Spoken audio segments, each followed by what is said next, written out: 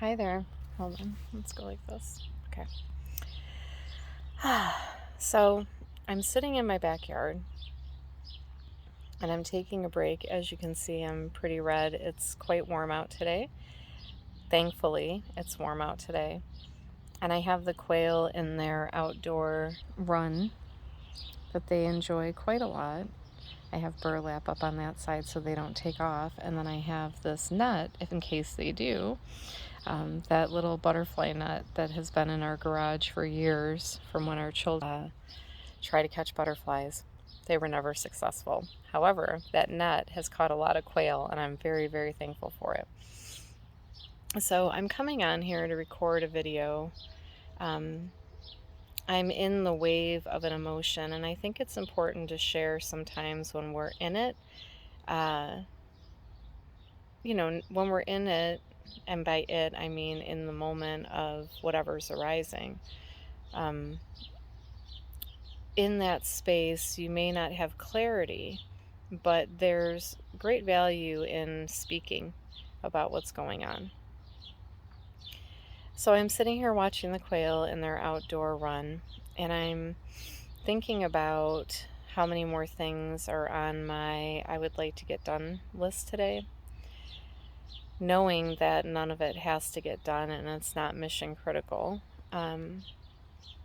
But it's that human condition of wanting to accomplish. But I keep practicing this presence and being without doing.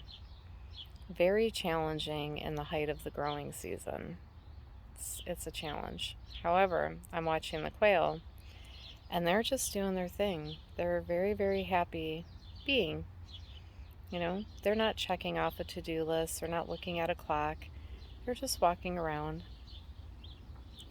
But that got me thinking about where I was a year ago. I didn't have quail a year ago. I also didn't have all of the gardens that I have going and a greenhouse. I thought I was going in a different direction. And I was convinced I was going in a different direction. I think that's a better word. I was certain I was going in a different direction. But life has a funny way of changing course, and the challenge is in being willing to go in that new direction, because there's often not an owner's manual in that change of direction. There's not a lot of information. So my course began to change in early 2022. I signed up for an herbalism class at the beginning of the year. It was called Wart Hunters, and we spent one night out of each month gathering in person and working with different herbs and in different ways with the herb, like learning how to make tinctures and oxymels and infusions. Why can't I think of the other one?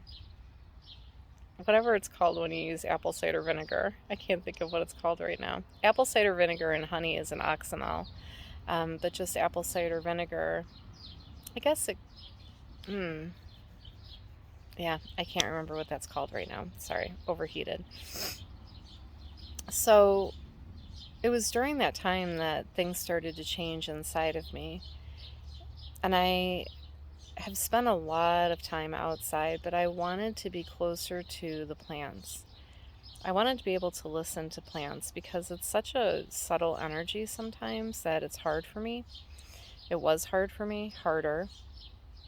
And,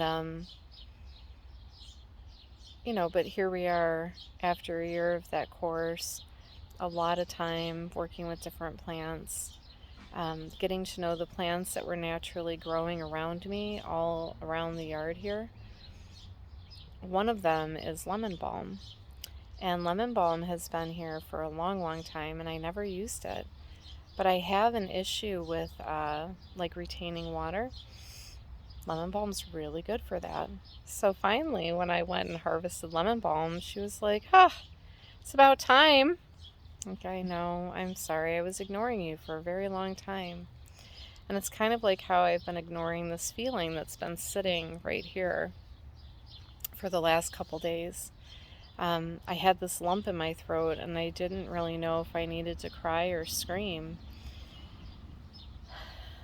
But as I watched the quail, it was a reminder of sometimes when you're in it, you know, when you're in that transition and you're in the midst of the change, instead of looking outside and saying, I need to do more and be more to get somewhere, it's really about laying back and taking the foot off the gas and looking around at where you are and really being where you are and seeing yourself where you are as you are in that moment. And I have come so far in a very, very short period of time. And I've had the life of 5 quail in my hands since last August. And, you know, just learning about them.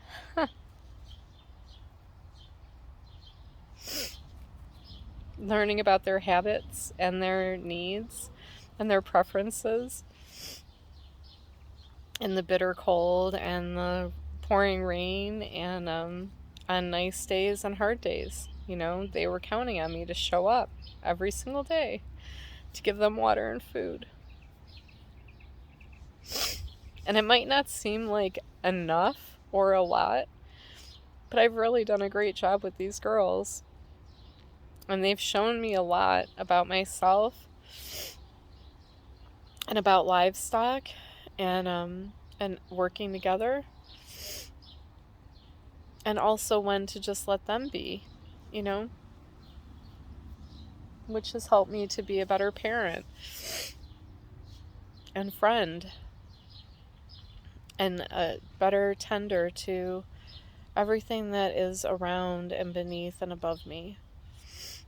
It's been a very humbling year, very humbling, and also so rewarding. So I'm glad that my course changed, and I'm glad that I had enough in me to say, okay, all right, I throw out my hands. I'm definitely being asked to go in a different direction, and I'm going to have to do it.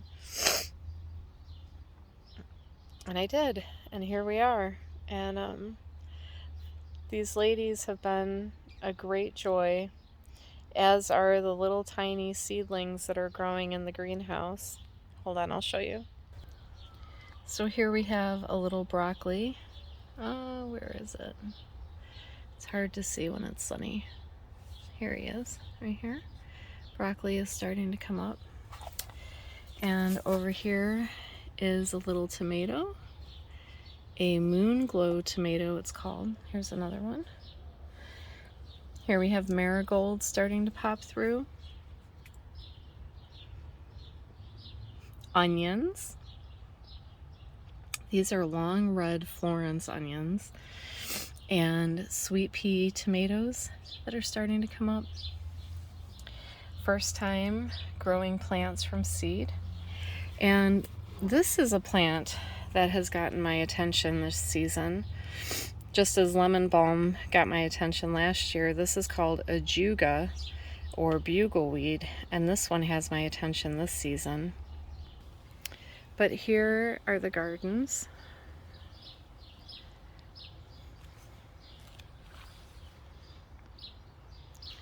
Some of these plants have been here for a long, long time. These buttercups we brought in years ago, and they're very prolific right now, just as the violets were about a month ago. Mugwort is doing quite lovely. This is my first year with mugwort in our garden. She was a transplant from last summer, and yeah, she took really well and she's spreading, so that's great news.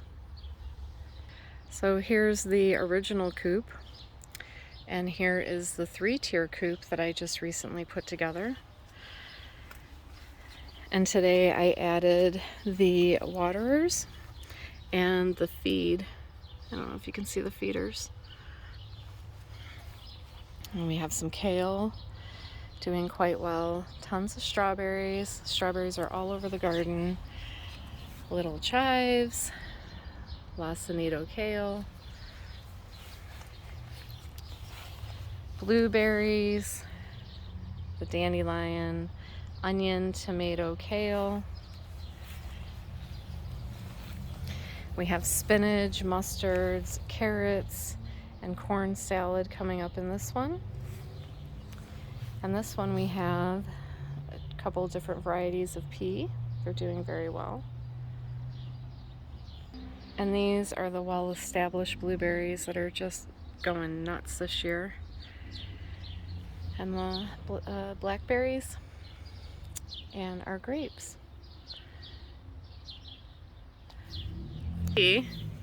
There's quite a bit happening on this half-acre homestead, and it's done little by little, bit by bit. But it's nice sometimes to take a moment and pause and remember